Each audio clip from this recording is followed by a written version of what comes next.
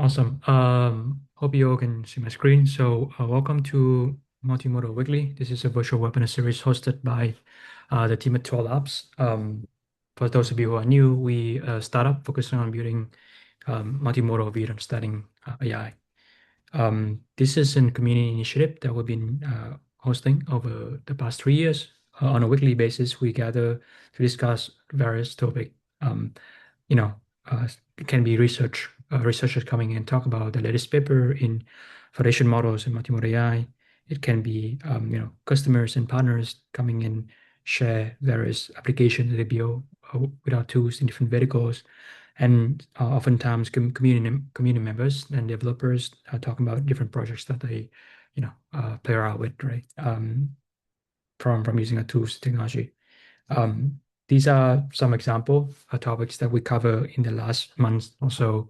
You can see there are partners coming and talk about application in real estate, application in cross-modal search. We also have a lot of developers coming in and share various interesting use cases, everything ranging from, you know, public speaking to, education to misinformation detection, search across like personal video content, etc.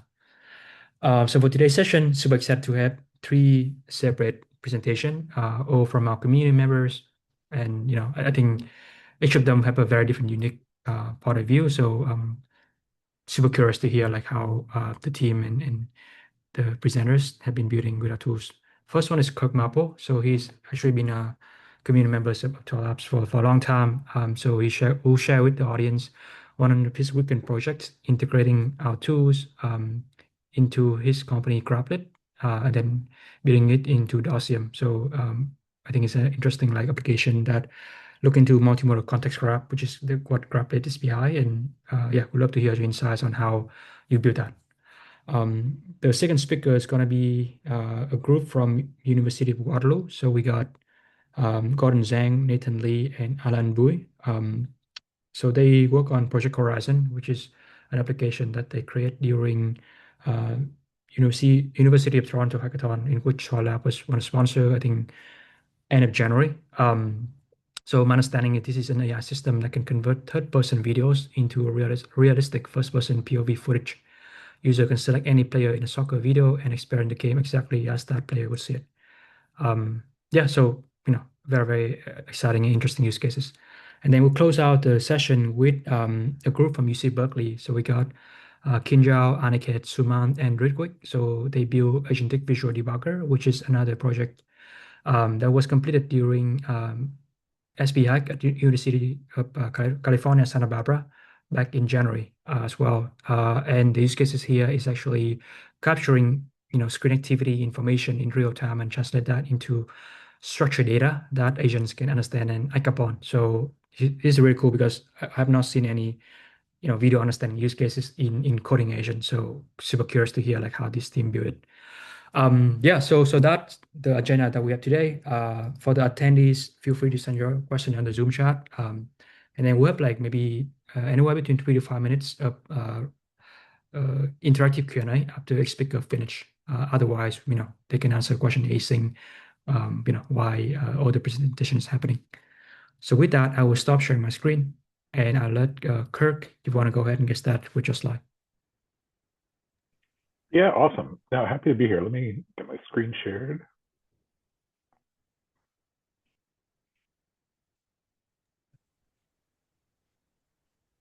Okay. Yeah, it's funny. I've been wanting to integrate this into our platform. We've been around for 5 years and kind of been tracking TwelveLabs for a number of years, and finally had the right use case. So, what we are so this is an application built on our developer platform. So I can show you here the Graphlit Studio is the what you'd use for if you're a developer. If you'd sign up for Graphlit Studio, think of it as RAG as a service is kind of a small part of what we do, but you can think of it that way, where you're putting in any data across 30 different data sources. We're doing embeddings, we're doing image embeddings using Clip, and now we're doing multimodal embeddings. And so here's where we show it off in the Graphlit UI, where you can basically create an embedding model specification and then pick it as the default for your project. And what I'll show you is we have that set up by default in Dossium today. And basically like any typical content management system, you can upload video, you can play the video back, and then what we're also offering now is search over that. And so we've had embedding-based search for text and for images for months now, and now we've kind of rounded that out with the multimodal search. And so this is an application that we just shipped about 4 weeks ago. It's for business to business users. So you can think it's sort of like a Claude plus Granola plus Notebook LM, but for business, where you can kind of see what's coming up. If you connect up your different data sources, you can sort of see what's coming up in your different meetings. Like here we have basically the multimodal we're in now, and then some other meetings. And where I've integrated this, we have I'll show you here, it's different layers on what we call the context graph. So there's contents, which are your files, your email, all your different pieces. And then there's entities that are actually the people, the places, and things that are coming out from the data, as well as facts and things like that. And so what we're actually bringing up here is these are videos that were uploaded. I've just basically picked out the files of the videos via our metadata filtering, but I can come in here and say, well, okay, show me any raccoon videos. And interesting thing, this isn't doing text. It's not doing through the metadata. It's not doing it through a transcript, which we can do today, but it's actually doing it through the multimodal embeddings. And so what we do is we've come up with a scoring mechanism across, because we can actually search text, image, and multimodal at the same time. So even if this did have a transcript where it mentioned a raccoon, it would find it as well. And we've merged that together in a way where we say, oh, okay, it's only a 4-second video, so it finds it in that clip. But if this was something like, let's try woman with beige suit. Yep. So this was it was part of an AI generated video. Obviously, this wasn't mentioned in the transcript, even though there is basically a transcript down here that you could see. And so we're actually layering in a multi-vector search on that. And if it would hit it in both places, it would basically show you the links. And what we're going to be adding in is basically like a typical kind of visualizer. Say, oh, okay, from 4 seconds to 8 seconds, we actually found video. Maybe 6 seconds to 8 seconds, we found a text hit. And currently we're rendering that up here. You can see actually like, okay, here's the different hits that it actually found from the multimodal embeddings. Technically, we're using Azure AI Search under the hood, and we're doing multi-vector search.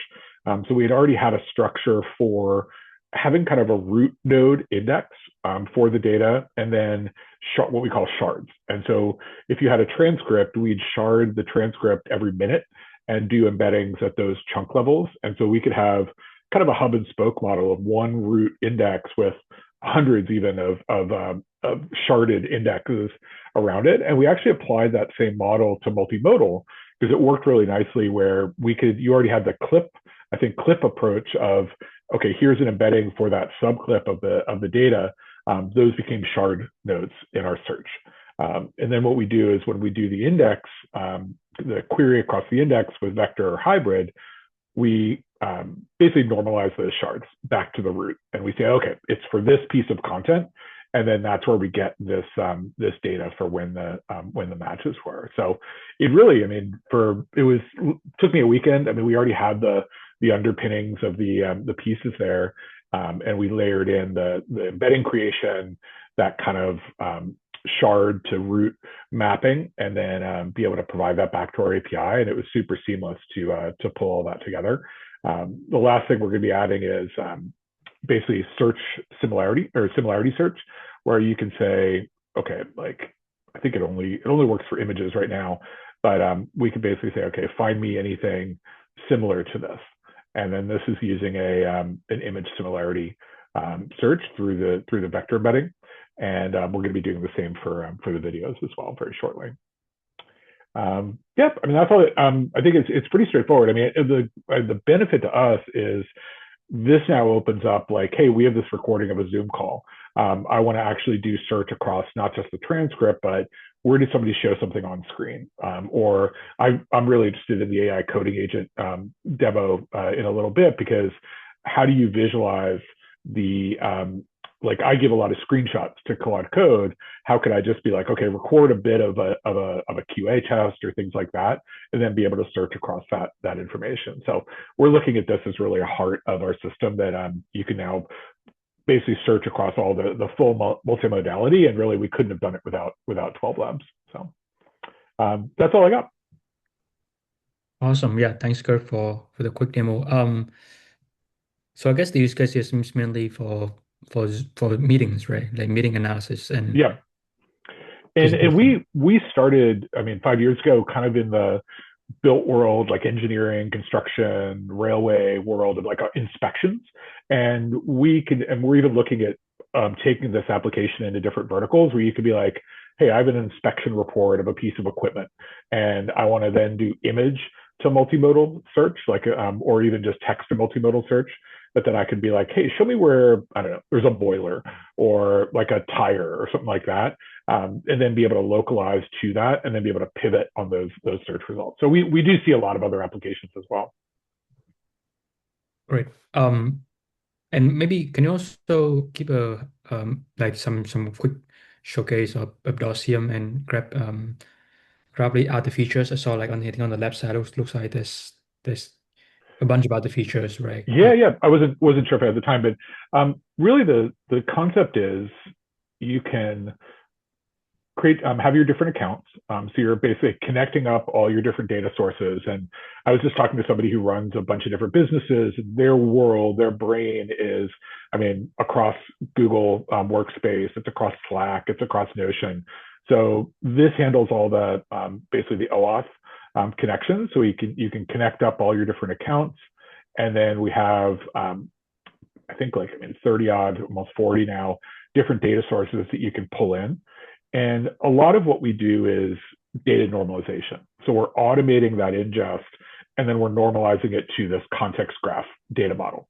So this could be meeting recordings, it could be your CRM data, SharePoint. So like videos could be on S3 or Azure Blob. So we manage all of that ETL, that flow in. And then the chat side of this, where we can actually say, let's see if this actually works. We can do a new chat, and this is actually pretty cool. We can say, how many raccoon videos have I uploaded? And so this is a fully agentic RAG, where it's actually using tool calling and code execution.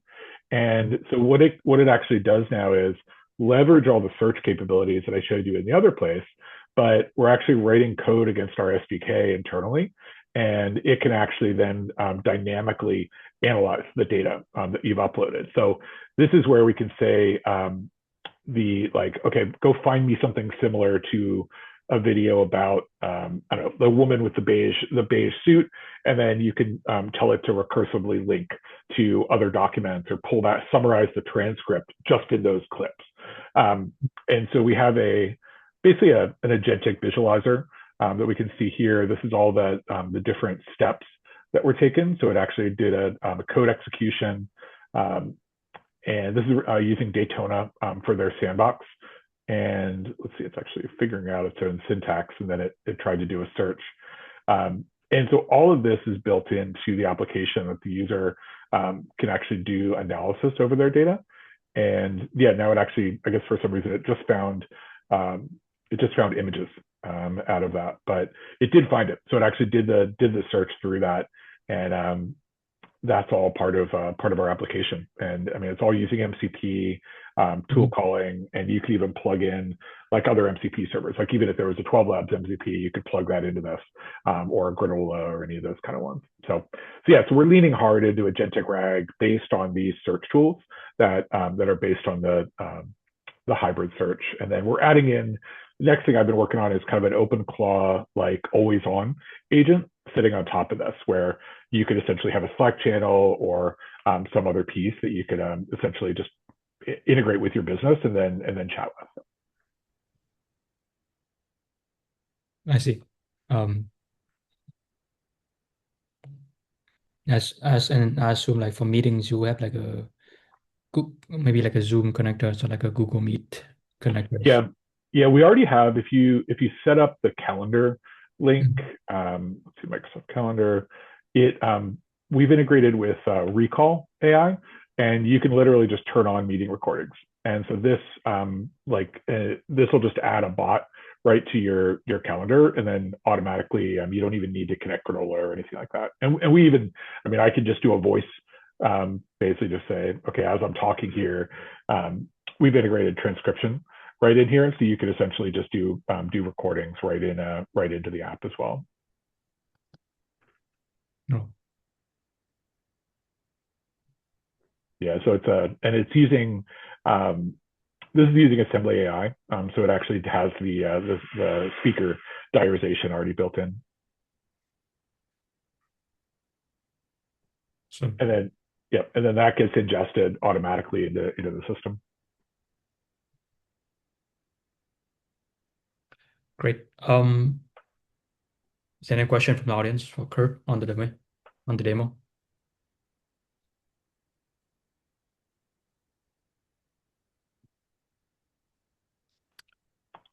Yeah, and last thing I'll say is we have a personal version called Zine, ZINE.ai that you can try out. Mhm. That'll have the same search capabilities, and that's more of something more like T3 chat or something on the lower end. It's like more of a personal chat app, but it also has the context management as well.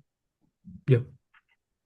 Would you mind explaining that concept of multimodal context graphs in detail? For like, yeah, let's say folks who not familiar with context graph, what does it mean and like how Yeah, yeah. what fit in? Yeah.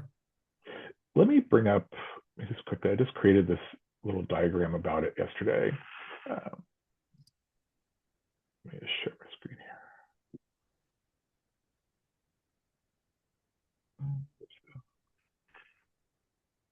Oh, my mouse is stuck. Come on. What's it doing?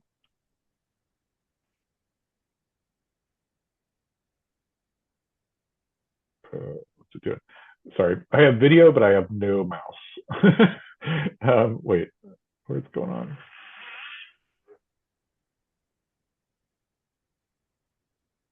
I'll drop it in the chat.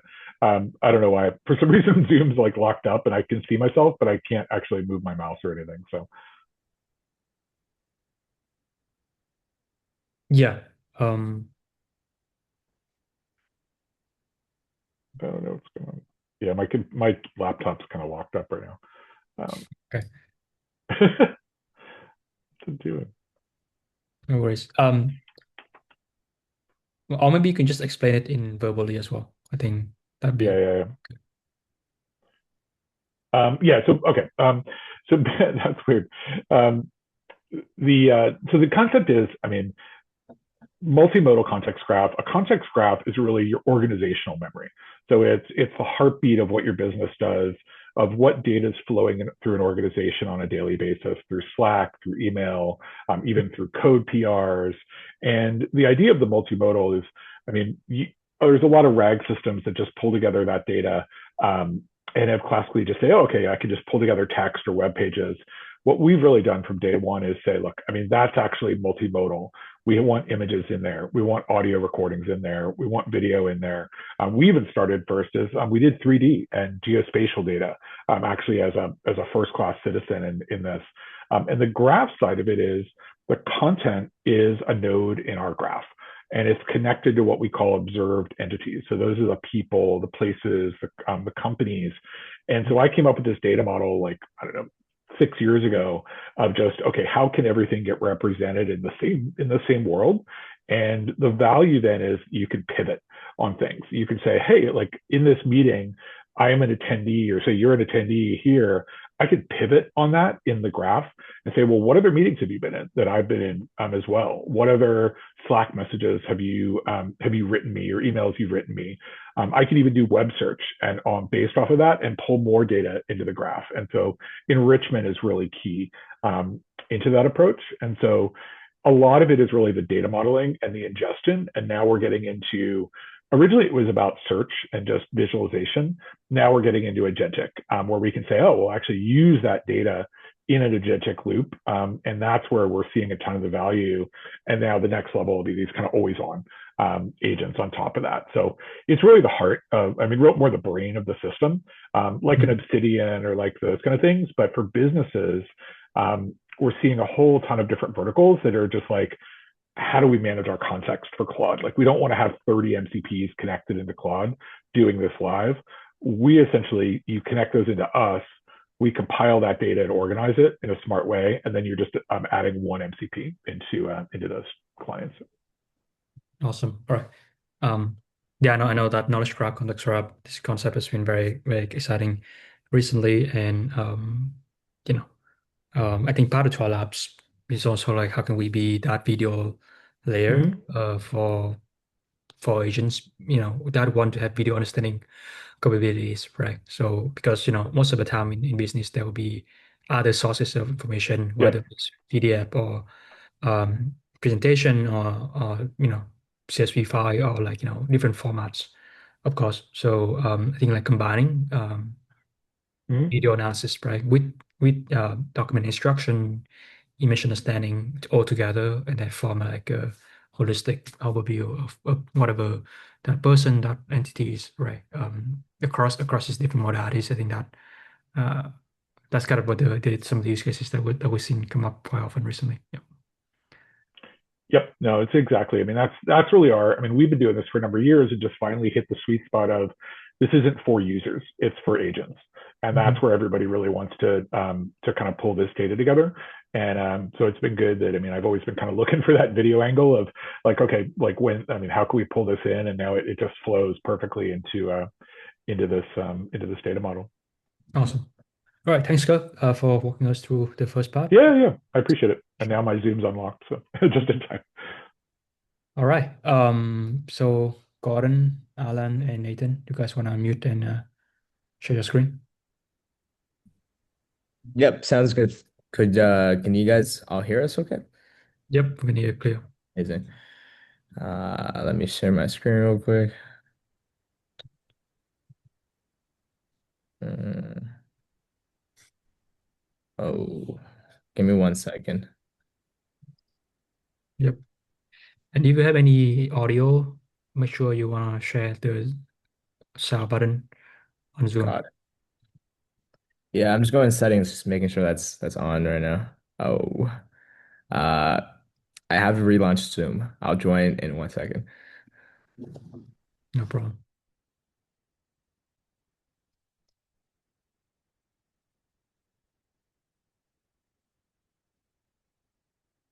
In the meantime, Alan, do you want to just do a quick overview about your team and high level details?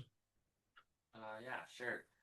So just an introduction to who I am. I'm Alan, computer science student at the University of Waterloo.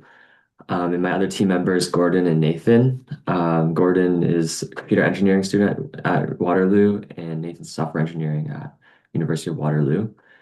And we recently, so yeah, end of January, we went to University of Toronto's hackathon, where we came up with this idea to do like this project where you can take a third person point of view video and try to generate a first person point of view. Um, and we particularly like thought it would be interesting to like apply it to soccer or football, like European football. And Hmm. yeah, I guess you'll see some more information about the project, how we built it, and how 12 Labs fits in. Yep. Amazing. Are you guys able to see this now? Hmm. Yeah. Okay. Yes.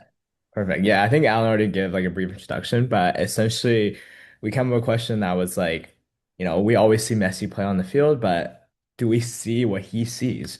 So then now currently broadcast camera is only able to show kind of the game from a third person perspective, and we really wanted the audience to feel also kind of a first person POV. So yeah, I'm Nathan, this is Gordon, and we have our good friend Alan. That's why we built Project Horizon, which is essentially an AI system that reconstructs the missing perspective from ordinary video. So I'll give a quick kind of walkthrough and then talk a little bit about the inspiration and like the pipeline that we built. so that we can have a better understanding of like essentially how to generate these videos. Um, yeah. Yeah, so going into more of the inspiration behind the project, when we first started thinking about the project, one of the things that inspired us was a research paper from KAIST in South Korea. And this paper explores the idea of generating first-person video from third-person footage using generative models. And what we found was really interesting was the core idea behind it. If you have a video of someone performing an action from the outside, where you ask like, could a model learn to reconstruct what that action would look like from the person's own perspective? So when you watch a player like Messi, a huge part of what makes them special is how they perceive the game. Their awareness of space, defenders, and passing lanes, all comes from their point of view on the field. So that led us to ask a simple question. Again, if we only have a broadcast footage of a soccer game, could we use AI to reconstruct what the game might look like from the player's perspective? And that question ultimately became the foundation for Project Horizon. Yep. And now I think we have a live demo embedded in here.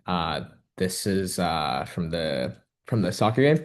I don't know if the audio is going to work here, but I'm happy to. This is Project Horizon. Today, we're going to be showcasing a football match. In the demo, we can enable POV mode and see the different perspectives from across the pitch and around the stadium. Clicking on each player's cards give us a more in-depth view of their perspective. Now we can inspect. Did you guys hear that, by the way? Okay, amazing. Yeah, so essentially this is kind of the system we built where we're able to select games. It runs through our pipeline, generates kind of these different perspectives. Obviously, this is a simplified version here because it's a penalty kick. The compute to generate all 20 players is a little bit intensive, so we didn't necessarily have the money. But yeah, here is kind of the brief explanation, and now Gordon is going to talk about the kind of the system overview. Yeah, so going more into the system overview, to make this possible, we built a pipeline that breaks the problem down into several stages. We start with a third-person source video, which is the broadcast footage you would normally see during a soccer match. The first step is spatial reconstruction. From the input video, we estimate the 3D structure of the scene and generate a point cloud representation of the field and surrounding environment. This gives us a rough geometric understanding of where the players in the field are located in space. At the same time, we run the video through TwelveLabs, which generates structured descriptions of what's happening in the scene. For example, it can describe the actions taking place and provide context about the play. And then we combine that information with Gemini, which helps locate the target player we want to follow in the video. Using spatial reconstruction and the identified target player, we can then project a target first environment or viewpoint, essentially estimating what the scene might look like from that player's perspective. And then finally, we pass this information into the video generation model where the frames are processed through latent compression networks and used to generate the final first person video output. So overall, the pipeline combines video understanding from TwelveLabs, spatial reconstruction, and generative video models to transform broadcast footage into a realistic first person perspective. Yeah, so as Gordon says, like video understanding obviously is like a very crucial part of the entire pipeline. So that's why, when we kind of like generate a first person video, we need to understand what exactly is happening in the video first. So some of the important questions we had was essentially kind of what player we want to follow at the right time. This almost always comes down to who has the ball, and then kind of what actions are occurring and also kind of how players and actions are positioned relative to each other. So, this is kind of a difficult problem because in sports game there's like a lot of things going on, and for a system to kind of have a thorough understanding of that is not necessarily easy. So to kind of solve this, we rely on multimodal understanding of the video so that it can extract very structured information from a very simplified footage. So that understanding kind of becomes a very foundational starting point for our entire rest of the pipeline. And then Yeah, Alan. so now that we like understand why we need to understand like the video and the scene, we can like talk about how we actually use TwelveLabs to do that. So we have like a third person POV video, and we can pass that into TwelveLabs with a specific prompt. And that prompt can like give us like can guide the model into like saying like what kind of information we want to extract from it. For example, like we can say which player is involved in kicking the ball. And it's the video like understanding capabilities of TwelveLabs that's able to like actually identify some kind of description for which player is involved in that particular action. And using like Gemini, we can actually take a frame and locate which person is like the X and Y coordinates, that is the person that is meeting that description for the player that's kicking the ball. So rather than just having like raw pixels, we get higher level information about the video, like who the main subject is, what actions are taking place, and how the scene is evolving over time. And that helps us determine, number one, which player's perspective we want to reconstruct. And it also helps us generate the prompts and metadata that guide the generative model later in the process to understand like what should the video like try to generate based off of the understanding of the third person point of view. So yeah, in a sense, TwelveLabs acts as the video intelligence layer of the system and helps us transform the raw video into information that the rest of the pipeline can use. More about how like TwelveLabs fits into the pipeline. Once we have correctly identified the player that we want the camera perspective to follow, we also use TwelveLabs to generate like descriptions of what's happening in the video. For example, the player is running, the player is like turning their head. Obviously, these things are going to help condition the generative model to like determine where the camera angle is going to move or like what is actually like projecting. And yeah, that helps like give us more realistic camera motion because the system can actually like understand kind of what is happening in the video, which would not be possible without TwelveLabs video understanding. So yeah, I guess overall, TwelveLabs acts as the bridge between raw video and generative model that will ultimately produce the first person footage. And so once we have like that information of like what's going on in the video and who we're trying to follow in the video, we want to understand like the geometry of the scene. So we convert the frames in the video into a depth map using monocular depth estimation. And essentially what that does is it like predicts like it gives us a 3D like point cloud of the certain frame. So it gives us like a 3D structure of like what the environment is. And like we can like eventually like place the camera somewhere to like follow the player. And that's like an automated process. So even though like the reconstruction is only approximate, it gives us like a pretty good spatial idea about the layout of the scene. And once we have that structure, we can estimate like where the player we're following is located within space and how their viewpoint might move as they run or change direction. Um, and that like will give us a rough first person camera like point of view that will follow this player.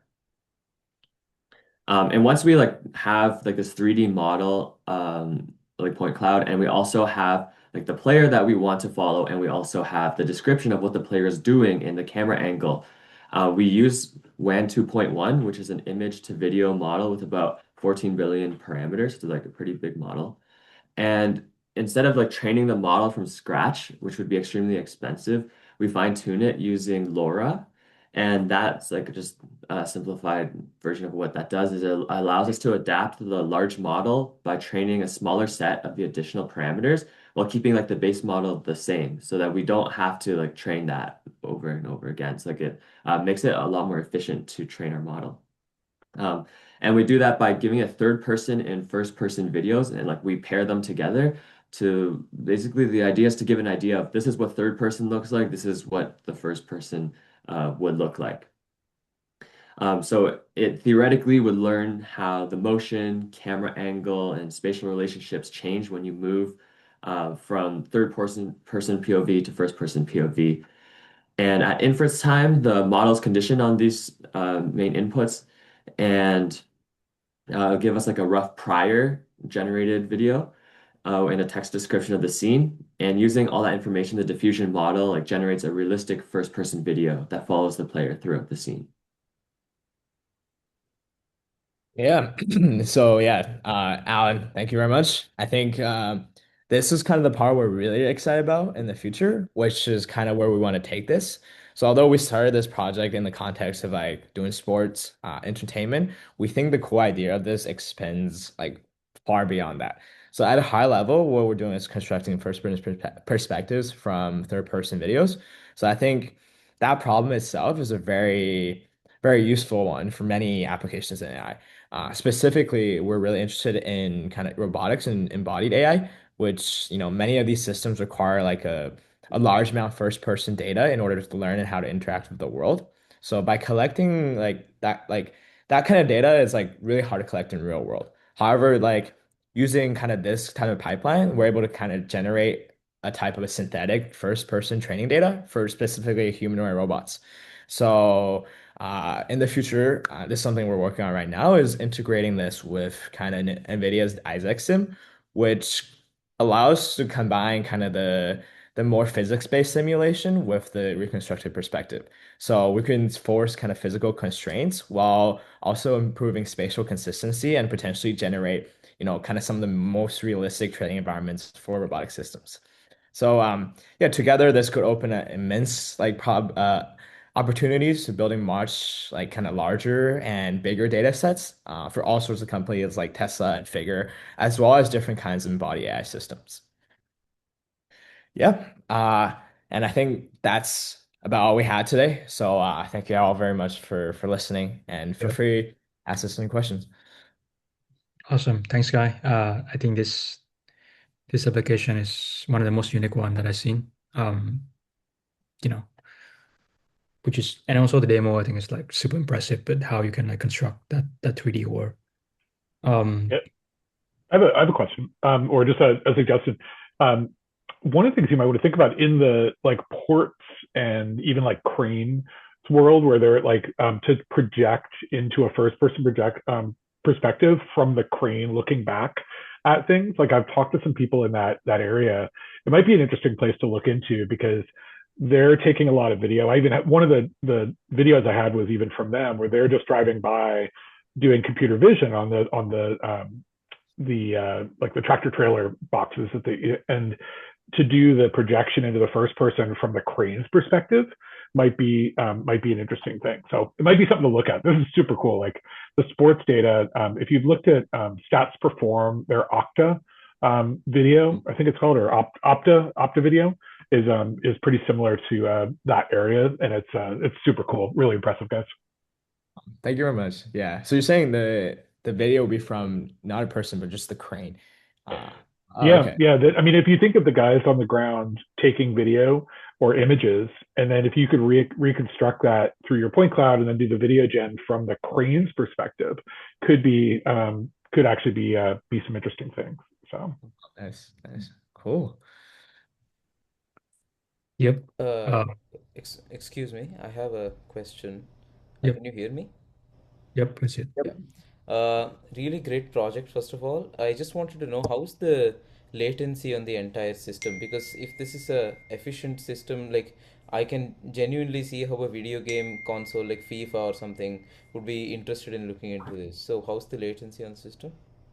Yeah, for sure. I mean, like again, like I said, we had a lot of trouble with kind of the compute on the inference side because it's very hard to run these models, and also like to be honest, right now the system is not really optimized for real-time performance at all, so that latency is like crazy high. The full pipeline usually takes like at least like a good amount of time. So most of that latency essentially comes down to the diffusion model, which is like generating a video frame with van is not necessarily something that's like very like real time, right? So obviously that's something that we want to kind of work on. Essentially, it's like constructing a good enough world where that becomes a little bit easier. So like the essentially the base model of the scene that's happening becomes like super clear so that the diffusion model when it steps in, it takes all that amount of data, which is already a lot, and then it comes out with footage, which can be faster. So I don't know if we're right, like I know we made a demo about sports. I don't know if we're at the point where we can like, take the broadcast on the TV, run it through, and then have something like at the same time. But it's definitely something that we like want to explore and want to work on. Yeah, and adding on to that a bit, because there is like a 5 to 10 minute delay with the broadcast itself, if we're able to partner with the broadcast company, we could theoretically like get the video firsthand, like first, and then somehow process it so that the user can see it live. Nice. Yeah, Thank you. and if anyone has a GPU in their basement that we can test with, like Please, that definitely please helps the if you compute got time. compute.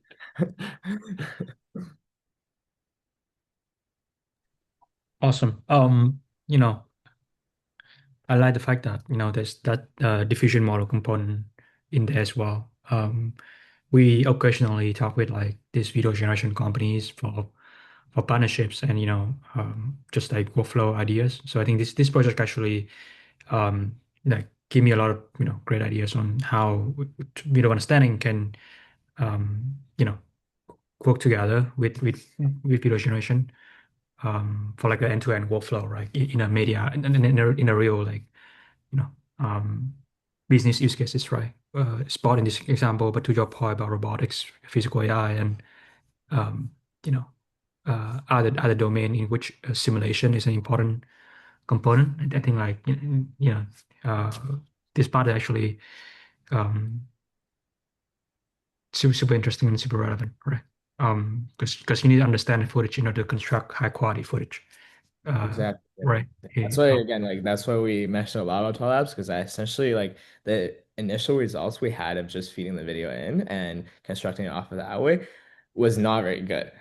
So having that essentially semantic understanding for the video was essentially kind of like the core part that made the generation a lot better. That even more like any of the fine tuning we could have done, wouldn't have helped with that, right? So yeah, definitely to your point, super exciting. I feel like combining these two opportunities. Awesome.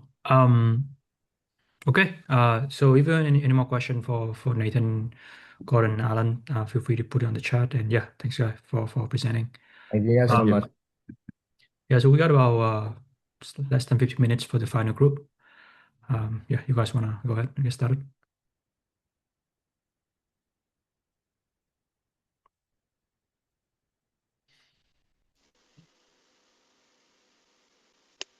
Yeah. Can you guys hear me? Yep. Yep. Okay, cool. Yeah, so our project is called Agentic Visual Debugger. It's basically an MCP for visual debugging analysis. Yeah, next slide. Yeah, so we'll start off with the problem statement. So the main problem we're trying to solve is that developers can't easily show visual bugs to AI assistants. So an example would be you have like a cursor window opened up, right? And you have multiple files for your project. A cursor is easily able to access the code. And so if you have a problem, it's able to access the code and suggest fixes for your code. But it's not able to see the output of the code, right? And then how the code is directly creating the output. And so the solution that we came up with was an automatic screen recording that gives an AI coding agent visual context. So briefly, I'll talk about how it works and then we can go more into detail for each step. So we have four main steps, right? We first record our simulation. So it could be like your app, your website, your game, anything like that, right? And then we stop when you're idle. And so the way we detect that is if your mouse stops moving after 5 seconds, it captures your screen, right? We then pass that on to TwelveLabs to analyze the video recording, right? And then this gets passed to an agent through our MCP for the cursor agents to debug and update our code based on the visual output. Yeah, so now let's talk about the sort of heart of this, why we're all here, the sort of TwelveLabs integration. So the whole process is we have this video that's sort of recording, and we'll sort of talk about how this is actually done at the video engine section. But we have this sort of video that's sort of recorded and downloaded into memory. Then we'll have that uploaded into the sort of Pegasus 1.2 vision model, and then we sort of get this return step-by-step description of what happened as our context. So this basically captures every single click and where we've clicked, the text we've typed, every scrolling and navigation, and any other small, big, large UI changes, which we'll talk about in the video editing section. And essentially, this is all our sort of combined context that we have. And the whole point with some careful prompt engineering is to return this paragraph that we use as continuous context for each single video recording. Okay, so now it's a good time to talk about the video engine structure specifically. So, in its essence, the video engine is a background process As we mentioned, it watches a selected application window and records it, but we don't want it to just keep recording the whole time and then eventually dump a humongous file somewhere. So it's a more intelligent system. So we built activity detection based on pixel variance. So every single second, the engine checks what percentage of pixels have changed in the window frame. If that number drops below a certain threshold, which we coded into the system, it stays that way for 5 seconds. Like, it waits for you to do something for 5 seconds, and if nothing happens, the recording stops automatically, and it feeds this recorded video into a queue. And the moment any interaction resumes, because the checks happen every second, it starts back up again. So you don't have to press anything, you don't have to manage any files, it just works in the background and manages itself. And as we mentioned already, because this video is going to be analyzed by the TwelveLabs model more downstream, we have to think about what information actually goes into the frames. Like text and code are fine because they're visually perceptible, but mouse interaction, where the user is clicking, like more UI based things, like where you clicked, which one you clicked, left or right, how many clicks you made, these are easy to lose. So we added a color coded cursor overlay onto the video. So green for left click, right for red click, red for right click, sorry. So that way, every user action from the mouse is also visually explicit when TwelveLabs processes it, and the prompt we inserted into TwelveLabs also takes care of this. And another important design decision is that the video is encoded fully in memory, so nothing gets written to disk. So this has two main advantages. The first one being that the footprint is small, so the engine just continually clears its own buffer. And second, if you have any sensitive content or you don't want things to remain as a file somewhere, nothing ever persists, so it just records instantly, pushes to TwelveLabs, clears the memory, and then takes fresh videos whenever it's relevant. So now zooming out to how this fits in the whole system. So when the video engine captures an interaction with its smart activity detection, it has color coded signals and in-memory encoding, and also it's in 10 frames per second. I should have mentioned that first. It doesn't hand the video directly to TwelveLabs. It drops it into a video queue, which then feeds into our MCP server, and then that pushes to TwelveLabs through an analysis queue. And we'll have more details on this shortly. But eventually, we get a natural language description of what's happening in the video, and this is clear enough and concise enough for the agent to make valuable updates to our code. So now I'll hand it to Kinjal. Right, so the MCP server has two main endpoints, the check status and the get data. So the check status informs the agent if there are any new analysis to be pulled from the get data endpoint. And then if it reports as yes, there are entries, the get data returns the analysis of the next now video. So it's a FIFO queue, so that way it only returns one at a time. And the check debug status basically will tell you the number of videos. And the reason we've organized it like this is so that way it gives the agent more clear context trees, so that way it doesn't get confused if in context it thinks it's pulling from the get data endpoint and then it doesn't actually receive anything if nothing new is in there. It could build up confusing context of repeated nothing new available change. So by having a separate endpoint specifically for that, it organizes the context inside the agent's memory more clearly. And then yeah, the background recording is completely asynchronous on a separate thread, so it doesn't affect any interactions with various things in timing results. So going back to I guess focusing more on the asynchronous queues aspect in between the modules. So the modules were the recording engine, the MCP server, and the TwelveLabs interaction unit. And these operate at varying latencies to make sure they don't conflict. So we had two asynchronous queues, one from video to the MCP server, and one from the MCP server to the TwelveLabs API endpoint. And the reason we do this is that now each of these modules can have its primary operation and then also an asynchronous thread which handles communication. And this enables more rapid interactions because an agent may have to pull a few videos all at once from a queue, and now these can be stored up inside these various queues without causing various timing problems between the modules. And it's easily expandable into however large you need these queues to be. Now we'll do a short demo. I'm gonna reshare actually. Let's share that. Right, so here we have a sample buggy website. You can see it over here. Just various bugs and such. So I'm gonna start the MCP server. And I need to get the TwelveLabs API key. Hold on.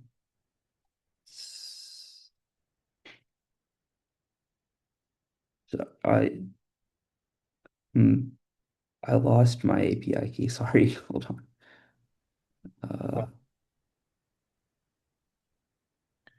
See here. Here we go.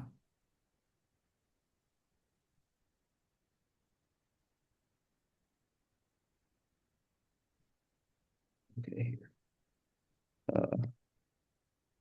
And then we also need an index for the video. So if we go here, create an index, test, we only need the Pegasus 1.2, then cancel that.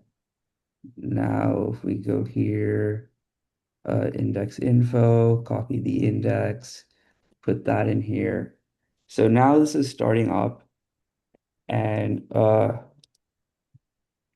it should ask me to can't open file, no such file or directory.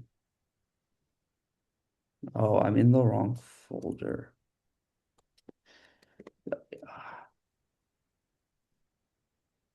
Actually, here.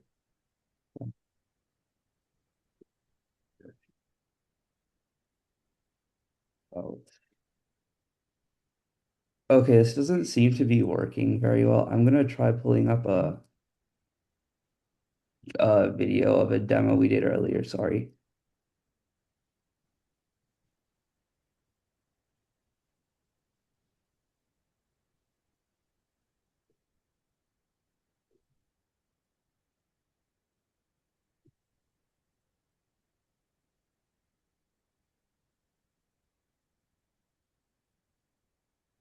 We'll lead to 12 labs.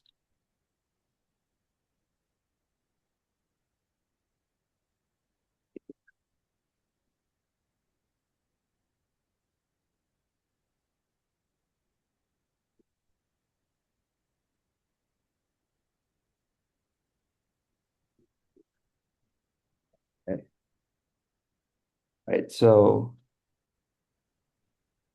you can see here when you start the server, it pulls up like a share window screen. So then you can share a specific window and it'll start the recording engine on that window. Then, so now by interacting with the page and showcasing these various bugs like the misplaced footnote, the misplaced, what do you call it? Header, and the bar is covered, and there's some upside down text, and these things are being automatically recorded as we interact with it. So then, after that, you can see it's making the HTTP request to the API point, and it's just waiting for that to load.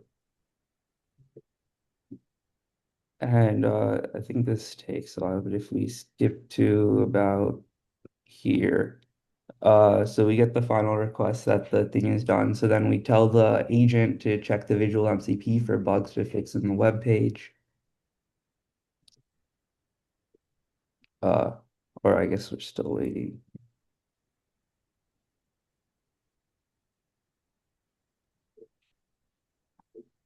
Yeah, all right. So we sent it over, and you can see that it runs the get visual debug data endpoint. And then using that data based on the visual debugging data, I found several issues in the test web page.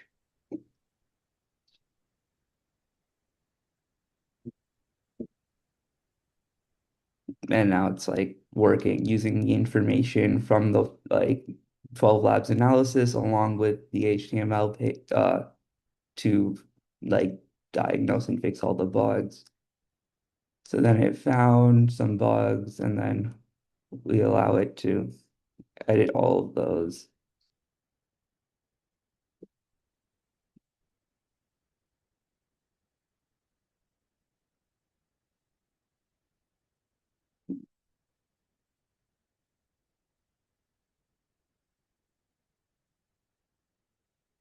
So it found 12 or 13 bugs. And now if we reload the page, you can see it's much cleaner with the sidebar organized properly. The photo search bar is there. The loading wheel is still slightly buggy in that it was still being loaded over the top and like it didn't get everything from the video, but by running it again, you could get more.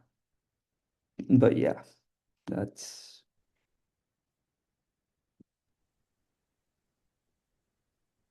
yeah. Awesome.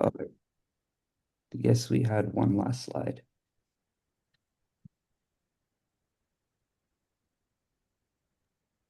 Yeah, so for some next steps, right now this is only unfortunately working on Mac.